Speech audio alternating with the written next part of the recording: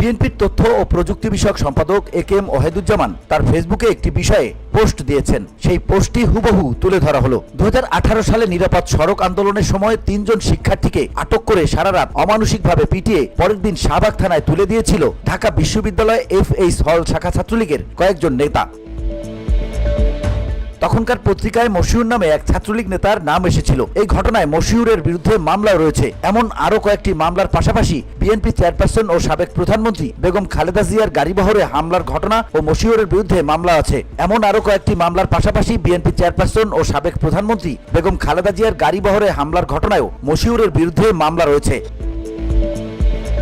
Police মশিউরকে গ্রেপ্তারও করেছে। তবে এখন তাকে থানা থেকে ছাড়ানোর জন্য ওসিকে ফোন করে হুমকি দিয়েছে সমন্বয়ক উমামা ফাতেমা। ডিএমপি কমিশনের উপর চাপ সৃষ্টি করা হয়েছে যেন ওসিকে বদলি করে দেওয়া হয়।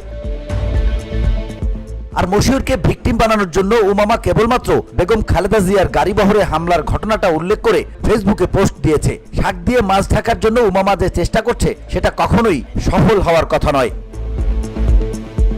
এই পোস্টের সাথে মশিউরের কয়েকটি পোস্টও তুলে ধরেছেন একেএম ওয়াহিদুজ্জামান। তারা কোথাও জিয়া পরিবারের দুর্নীতির তথ্য খুঁজে পান না। অবশ্য নুন খাওয়া লোকজন একটু গুণগান করবে, এটাই স্বাভাবিক। কিন্তু সাংবাদিক পরিচয় ব্যবহার করে কেন সাংবাদিকতা পেশাটাকে কলঙ্কিত করছেন? নিজেকে জামাত বিএনপির দালাল পরিচয় দিলেই তো সব লেটা চুকে যায়।